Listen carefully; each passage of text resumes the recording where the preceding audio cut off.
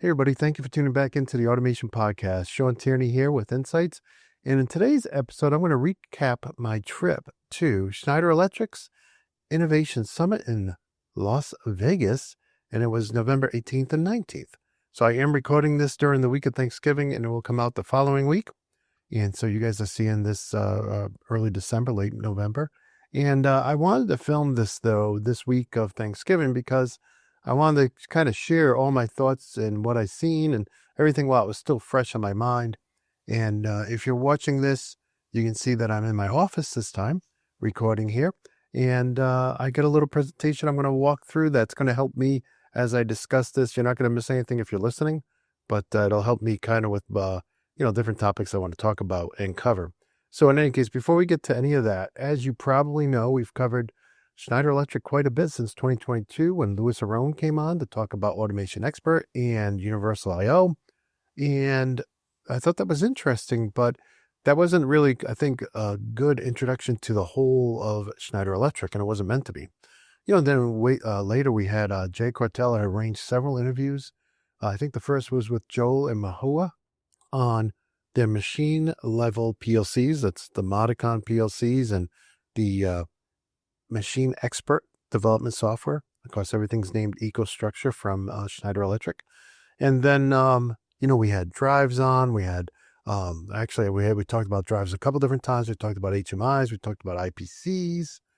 We talked about all kinds of stuff. We even had the TSYS Island folks on. So all of those episodes, I'll put something up on the screen and I'll put links in the description.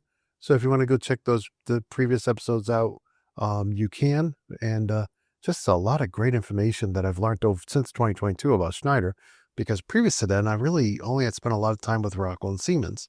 So just very interesting stuff. I know there's a lot of Schneider users out there too. So in any case, then of course this year we got our first Modicon PLC, so we did a first time programming that, and we also was sponsored to take a look at their new Edge IO NTS platform, which I thought was really cool. And I did like almost an hour episode on that. You guys saw that a week or two ago. And it was just a blast unboxing a box of IO and using it for the first time. And so Schneider had approached me earlier in the year about actually two different sponsorships. They wanted me to come out to their show. And I had talked to other people about their shows, and I was getting crickets. So when Schneider said, "Hey, do you want to come out and do like 6 interviews at the show?" I said, yes. And then they later contacted me and said, "Hey, can we get you to do 3 sponsored videos as well?" I'm like, yes, this is great, right? So these type of sponsorships make it affordable to go to these shows, because if the show's not local, I mean, there's a couple $1,000s with just in expenses alone. I know I just did my expenses. And so they help cover that, and then we get content out of it, right? Because just walking around a show, that doesn't provide any content really. I mean, you can generate content out of it, but if it's not sponsored, it's not like we're in the health or, beauty or fitness segments where we're going to get millions of views and actually make a decent money on ads. This is a small, tight-knit group of engineers, electricians, and technicians who use PLCs, HMIs, SCADA, VFDs, sensors, and there's only about 80,000 of us, maybe a little bit more, maybe a little bit less. So there's not enough ad revenue out there to two kind of random episodes. So in any case, that said, I did want to take this opportunity to go to the summit. First time I've been to a Schneider event. And let me go ahead and pull up the screen here. And this event really had 3 different audiences it was targeting. And the first audience was the industry people like me, people who are interested in PLCs, HMI, that kind of stuff, right? VFDs, soft starters, the whole ball of wax. And then the second group they're targeting was power, people who have to do things with power generation or power utilization, right? And that's really not my ball of wax. And then the third group was data center people, right? And the power and the data center are really kind of coming together because of all the data centers being built in America, right? And so it was really these 3 tiers they were focused on. I think they were aiming for around 2,000 customers to show up, or maybe that's 2,000 total. I don't know. But it's not in line with the biggest events you would have anywhere. And I also think because they had 3 different segments, which makes sense because their company does it all, Um, I don't know that they targeted a lot of, the industry people, especially when energy is so hot, right? And data centers are so hot. But there were some there, and there were a lot of industry products there. I would say they probably had a third of the floor. I didn't measure, but that's just my opinion. And in any case, so I went out there and I kind of learned a lot of this while I was there. But in any case, if you look at if you're watching the screen, you can see the website, and I'll try to include links to anything I talk about in the description. But on both audio and video. But if you want to go and check out what was there, but here it's the subtitle is Energy Tech, Automation, AI, and Grid. So AI was kind of woven between everything. As you'd imagine, it's a hot topic these days, right? So let me get my mouse onto the right screen here. And let's go to the next slide. So we stayed at the Fontainebleau hotel. And this hotel was a fairly new hotel. I think it was built in 2023 or opened in 2023. And I really like the conference section, although it was quite a walk from the hotel. And they obviously make you walk through their casino to do that. So, or the edge of their casino. And which, it's Las Vegas, so that's expected. Even the airport made you walk through the airport casino. It's like they're just trying to get you to gamble, I guess. I don't know. I always lose, so I don't gamble because every time I've gambled, I've lost. I don't think I've ever won much at all. So it's really just throwing money away from me. But in any case, yeah, so the facility was really cool. It was good for conventions and whatnot. I think if I did this again, I'd probably just stay at a Holiday Inn Express and rent the car. And I'm going to tell you why. It's so nice to be at the hotel, but being an East Coaster, right? So I'm usually drinking coffee probably before 5 o'clock every morning. Well, 5 o'clock Eastern time, there was nothing open. There was nothing open until like 8 or 9 Eastern in Las Vegas. So how do you get coffee? Well, you think you're gonna get it in your room. No, that's one of the things that this hotel did not do. They did not have coffee in the room. So, I thought, should I travel with a coffee pot or just stay somewhere else next time? But if you don't drink coffee, probably not a big deal for you. Although I will say, being used to getting up and eating breakfast at 5 a.m., the room service is like all these hotels that run $300-400 a night, extremely expensive. So just give me a Dunkin' Donuts coffee and a sandwich, and I'm going to be happy every morning. Not that's what I eat every morning, but when I'm traveling, that'll put a smile on my face every morning. So in any case, that was tough not having the coffee in the morning, and I ended up paying for some of that very expensive coffee at some point because I just needed my coffee. But once you get out of your hotel in the morning and you went over to actually where the show was in the, down that long corridor and then up the other flight of elevators to get to the convention area, they had this beautiful registration booth. You walk up to a tablet, you put your name in, hit print badge. Somebody behind the counter gives you a badge. It was very nicely done. And the other thing I liked was that they had these huge displays.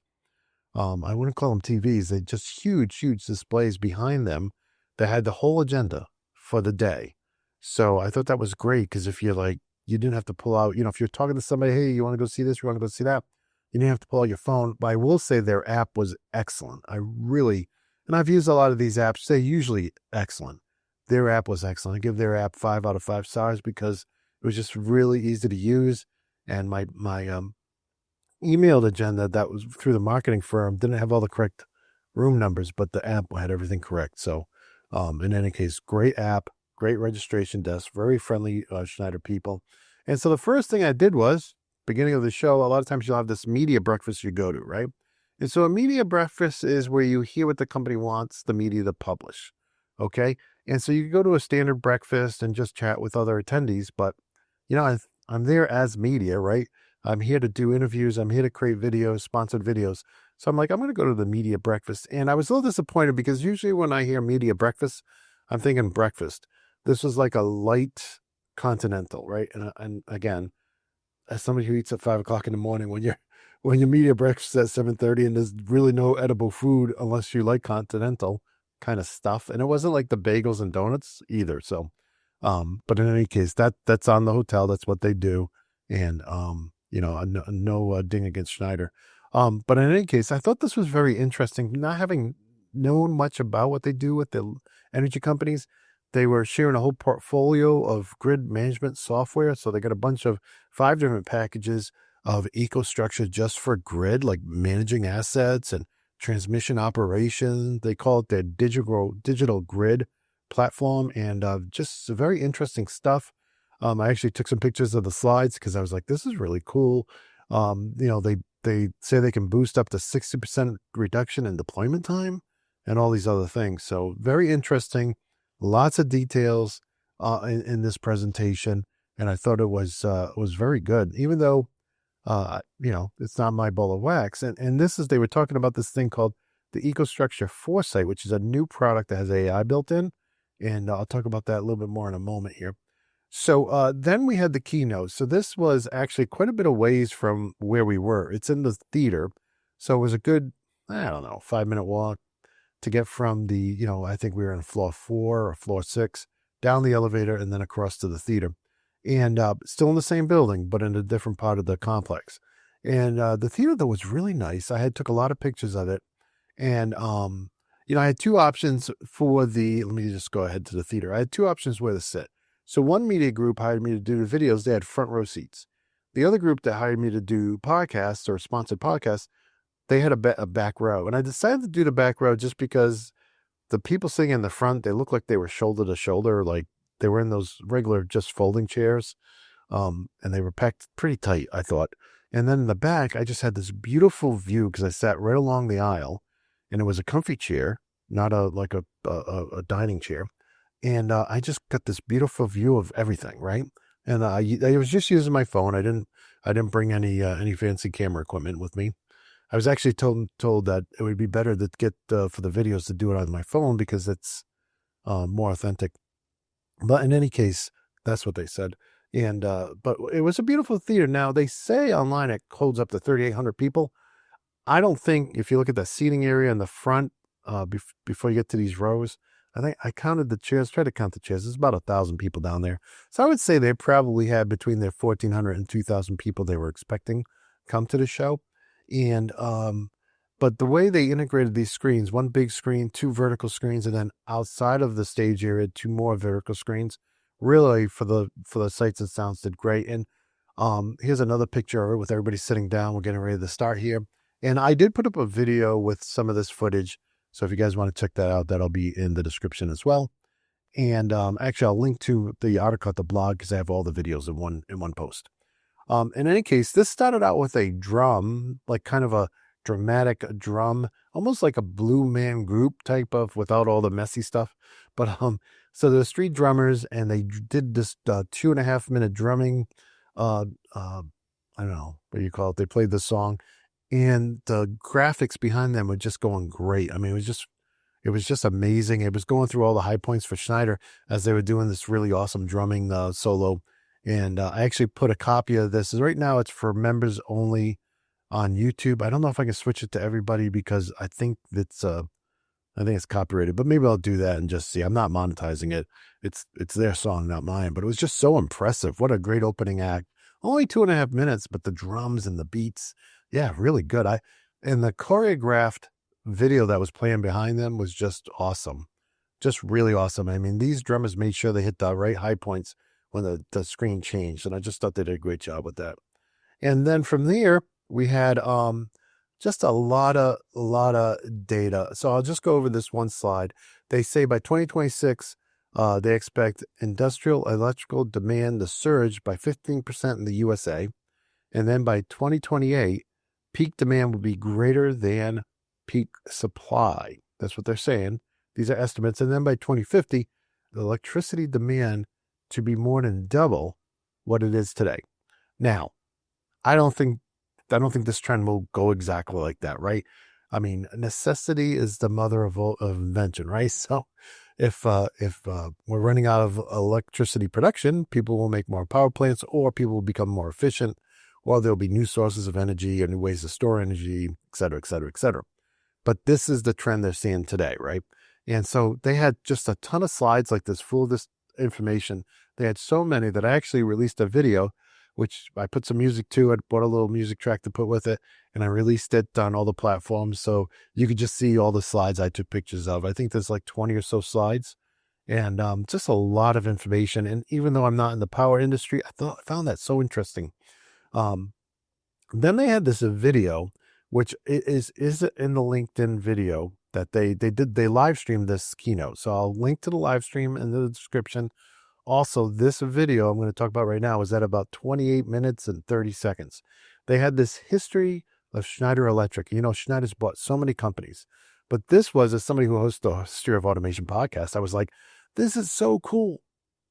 So in any case, they started out with like Square D, right? The first arcless enclosed fuse back in 1905.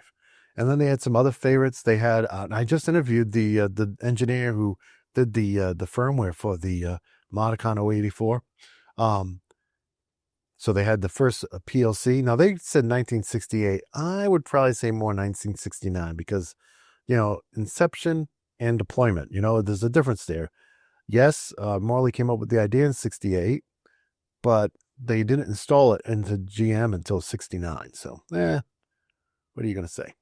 Then they had Wonderware, and I was wondering why they had Wonderware listed as 2003.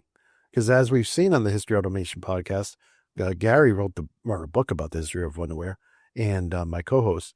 And yeah, that was like mid or early 90s, late 80s. So I don't know what that date is signifying, but it's probably a Wonderware product they released. Maybe it's a driver suite or something. And then OSI Pi. So from my understanding and talking to them, Schneider now fully owns Aviva. So originally they couldn't buy the thing 100% because FTC was like, you're monopolizing, but eventually, I guess they own it completely. That's what somebody told me on the show floor, so a Schneider person. So anyways, having used OSI Pi a lot as historian, in fact, talk historian with Rockwell, I really came to like it a lot and understand it a lot. And so I have a soft spot, and they're showing a big 3.5-inch floppy disk, and they're showing the date as 1980, I believe. So that video is well worth watching. If you don't want to watch the whole, I think it's 2 hours, the whole keynote, which I enjoyed. But again, I was a captive audience. I would definitely recommend, I think it's 28 minutes and 30 seconds. Again, I'll put that in the description. Definitely want to check out that video. You know, a lot of these companies are American companies we're talking about, even though Schneider's a global company. And Schneider still makes thousands and thousands of products in America too. So, yeah. So even though they're a global company, it's still nice to see that there. And they even had stuff in there about Telemechanique and other companies that weren't American. But it was just very interesting stuff. And then they had the big Foresight. And the thing that I remember about Foresight is, yeah, they had some slides and everything, but they did this AI demo. And it looked like it was actually running live because it had that delay you would expect from an AI, like a Chat GPT or a Grok or one of those. And but he was talking with an Alexa-like voice. I almost wonder if they hired the same actress who did Alexa because it sounded very similar. To me, it sounded the same. But in any case, it was pretty cool. I don't think we'll be using that feature in the near future, but I'm sure it's coming, right? And then they talked about all the products they made in the USA because it costs US audience, and they talked about the Altivar 630 drive. I thought that was interesting. I didn't know anything about that drive prior. And then from there, after the keynote was done, we were scheduled to do a show floor tour. They called it the Innovation Park. And this was for media. And let's see here. Let me just go one more. And so before we took that tour, I tried to get a pan, because you're only seeing a very short piece if you're watching of this pan. So you can tell just by looking at it, the floor is pretty empty because the door is just open.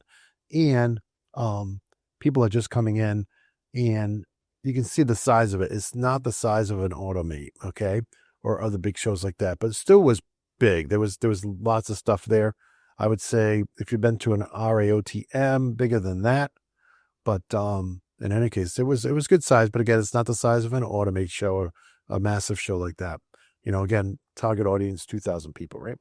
So in any case, I was waiting there for the media tour. They gave me a pair of earbuds and a little receiver, and the guy giving the tour had a microphone, which worked really well because as the show floor filled up, it could be hard to hear people. So in any case, here is our tour guide. This is Jesse, who's a super nice guy, super great guy. And I asked him if he'd hold up the picture because at one point he was talking about the history of their industrial products. And he had a picture of the Monicon 084. And so I asked if he could hold it up so I could take a picture because I wanted to send it to Chuck, who was on that team who developed that product because we just interviewed him. So just kind of say, hey, they're still talking about you guys. But in any case, Jesse was pretty awesome to work with and a good spot for holding up that picture. And then, of course, as they're going through the energy side, after a while, I'm like, okay, I need to go see some industry stuff. So I went over and I saw the Edge IO, which you guys all know. And I should say Edge IO NTS because they have other Edge IO products, like well, we'll see in a minute. But in any case, they had all of the Edge IO products out.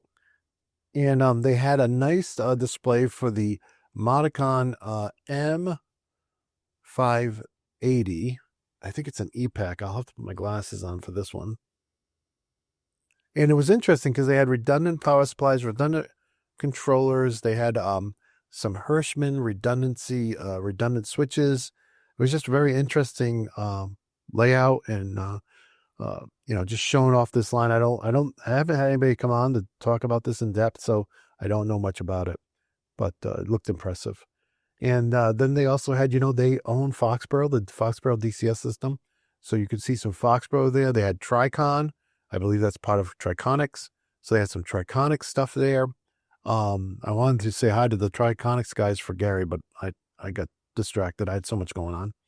And then they, of course, had the Monicon X80 IO, which is what we saw on the 580, and then the Edge IO. So as I'm walking around here, I'm seeing a lot of stuff I've never seen before, especially when it comes to the Foxborough DCS system or Triconics. But then there's your Foxborough Edge IO. So that's a different type of Edge IO, NTH instead of NTS. So in any case, and then this guy, the Monicon M660. So I was talking to Kareem, who I interviewed, and some other folks there, and they were like really hyped about this. So it looks like an IPC. Okay. So think of an IPC. I don't know, 8 inches by 3 inches by 6 inches. Kind of like, a box, right? It's a box, a shoebox. In any case, they were hyped about this because this unit comes with Linux and comes with Machine Expert runtime, a CodeSys runtime on it. And they said it can do up to 300 axis of motion. It has Intel chips in it, so it's very fast, but it also can also run simultaneously Windows.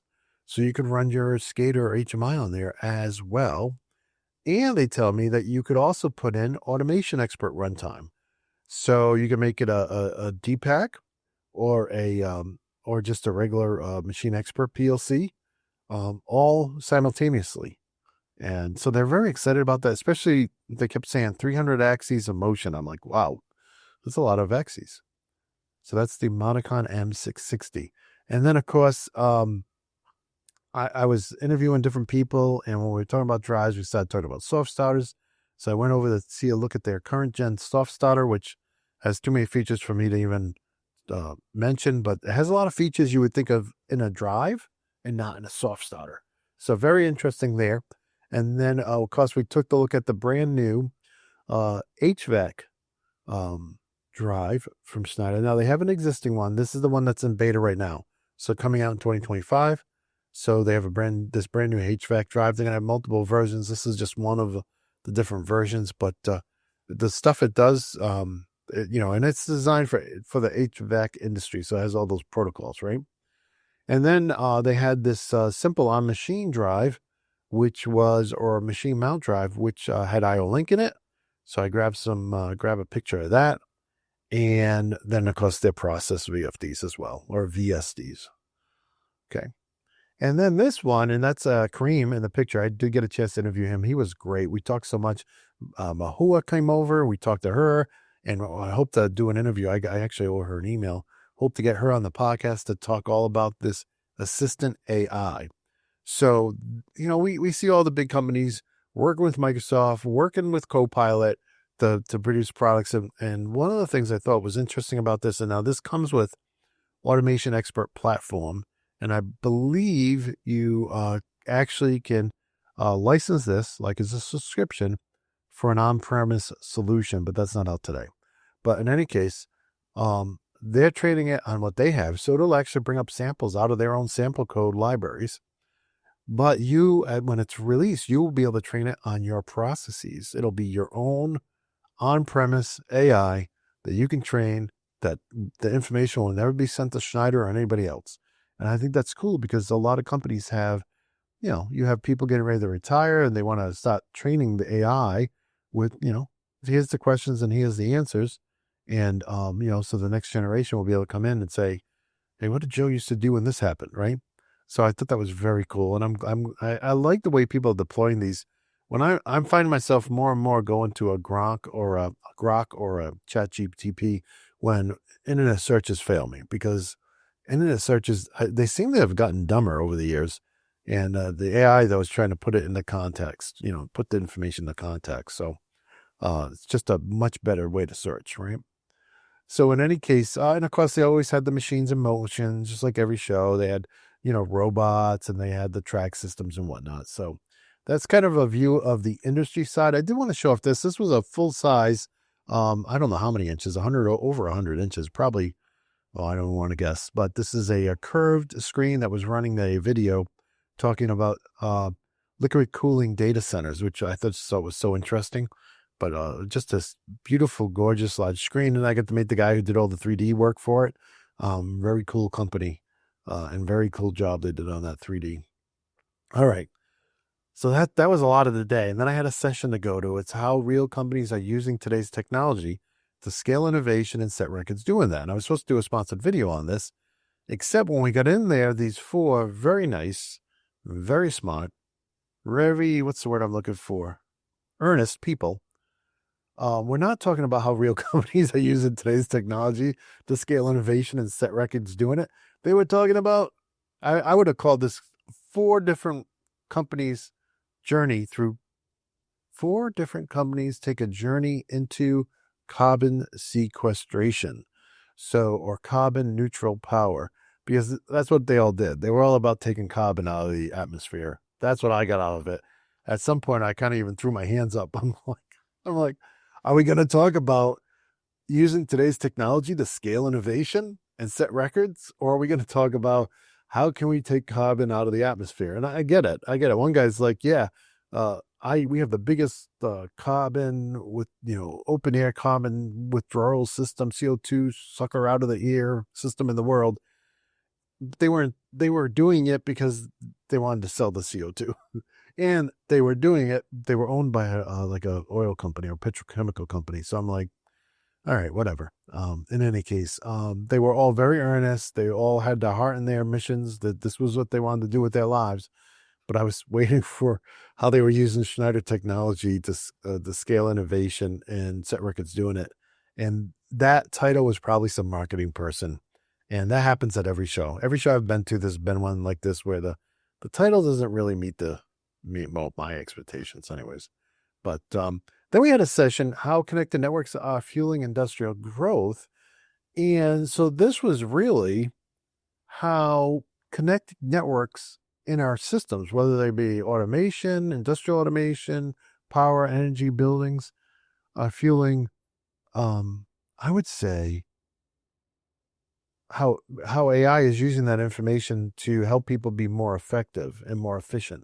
And so they had ServiceNow in there, and they were really talking a lot about AI and how you can now use that data you have on the plant floor to help you either prompt you that something's wrong or help you walk through a scenario, through using an automated, instead of using a standard operating procedure, use something that's a little bit more automated and a little bit more intelligent. So it was an interesting session as well.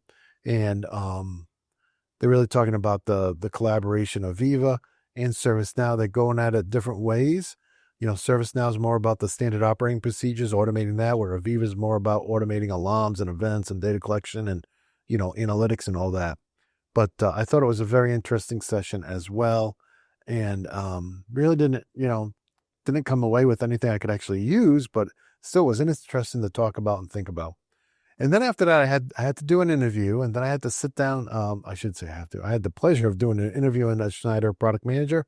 And then I sat down with a product team from France. So 3 different people, and Bobby, Robin, and Olivier. And it was just such a great conversation. I learned so much. I didn't even know what Control Expert was. They explained it to me. And it was, I wanted to do an interview. That didn't work out. So I actually saw Louis Aron there too for a moment when I went to sit down with these folks and got to say hi to him. And we're going to try to get together up in Andover someday. I'd like to see the Modicon 084 they have up there. But in any case, that was a great sit down. I really appreciate them taking time out of their afternoon. And then there was this fireside chat with NVIDIA's Rev, and I'm Liberian.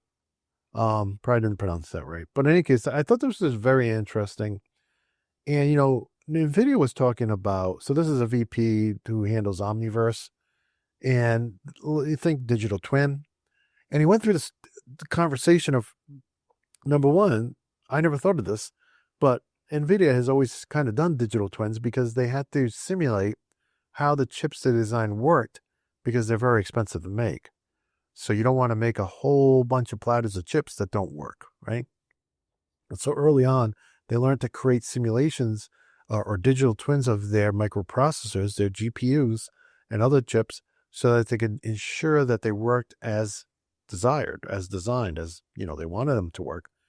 And it was really awesome to hear that kind of part of the conversation. I mean, he went as far as saying, if an engineer tried to sabotage us to make the chip not work, we would never produce it because we would find that in the simulation. I wanted to throw in the gauntlet down to that one, but in any case, he made a good point about that. And so it was a very interesting conversation. Then he had a conversation here about how they were looking to model the real world. They wanted to make their digital twins better, and how they were looking and couldn't find a system.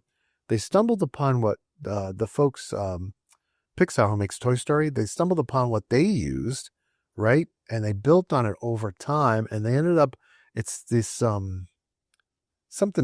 virtual scene descriptor language or something. Anyways, long story short, they ended up developing that more, and they have other partners on it, including Pixar, but other people from industry as part of this group that's managing this new spec, so that when you have a digital twin, you have descriptions for everything that's part of that digital twin, including, size, dimension, color, texture, all that good stuff.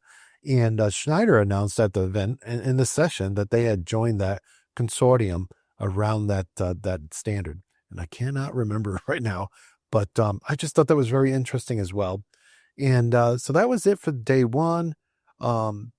Day two, so I was beat because, matter of fact, I was supposed to go to dinner with them at 6:30 to a very fancy restaurant, but that was 7, 8, 9:30 my time. I'm usually in bed by that time, and I was just wiped out because of, having gotten up so early. So I spent day two, the morning, I got up at like 2:30 in the morning, and I worked for 8 hours on the first video I was sponsored to do.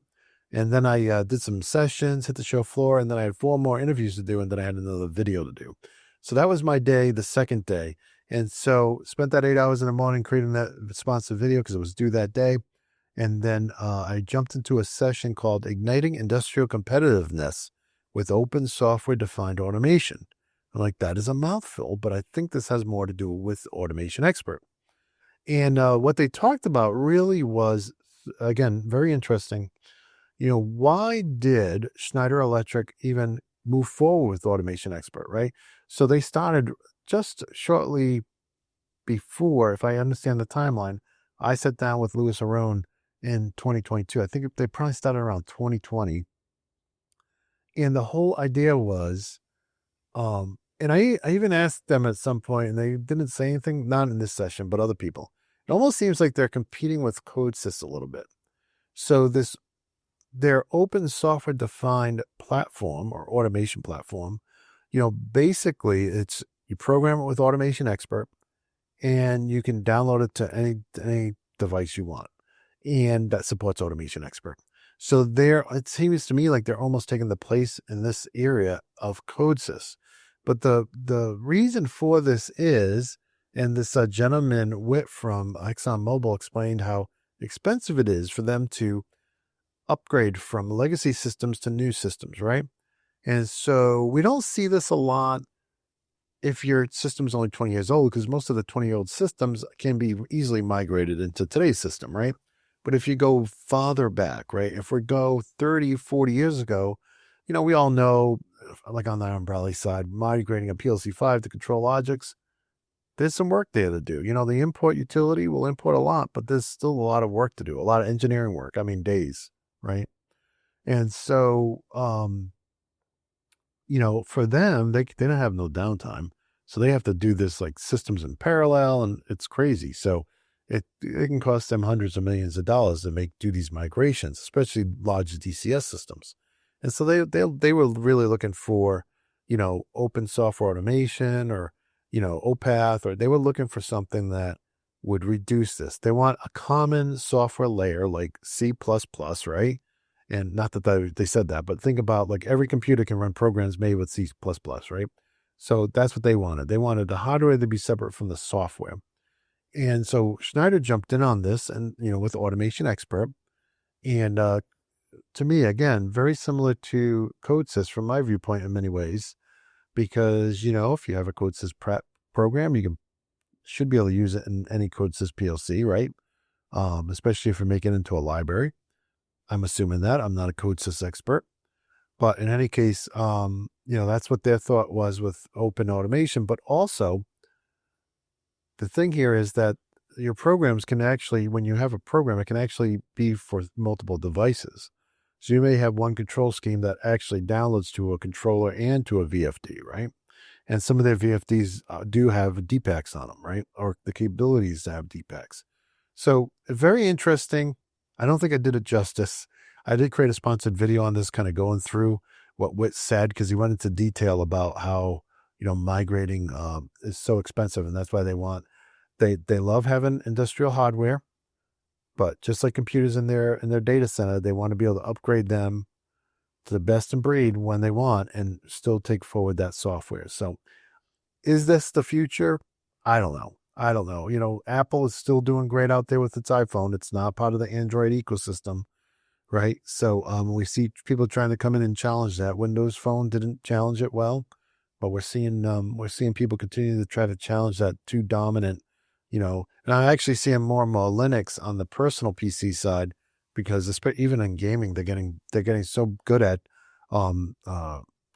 taking Windows games and running them on Linux that, if that trend continues, that's going to put a hurt on Windows as the dominant platform in PCs, right? So interesting stuff.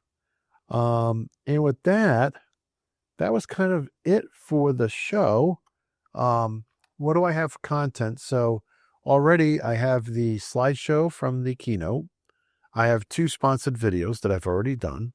I recorded 5 podcasts. There's another one I'm supposed to record at some point, but I've recorded 5 already. Mahua, I can't wait to get together with her and schedule a time to do an episode on the AI. And then we got this podcast. I did some other posting, but just a lot of content from this summit. It was very interesting. I'm glad I went. The flight out there and not having coffee, I'll tell you. I don't mean to be a crybaby, but give me my coffee. In any case, I did want to share that with you. Just what I did. And look, I traveled most of the day Monday and all day Thursday. So it was 2 days of a show, but 4 days. So I thank Schneider through their different media partners for the sponsorship, because none of that would have been possible. It would just been just the travel expenses alone was $2,000. So, when you're self-employed, you got to find a way to cover every expense. But I'm hoping you guys enjoyed that. Please check out the content. And again, in the links, I'm going to include links to the show, to the keynote, to go to 2830 to see that awesome video on the history. I'll include links to the Automation blog where I have all the videos I've done. Some are members only, which depending if you're on YouTube, you'd go to YouTube to see the members only. And then really, I just hope you guys found this interesting. I did want to share my experience of being out at that show with you. And with that, I want to just wish you all good health and happiness. And until next time, my friends, peace.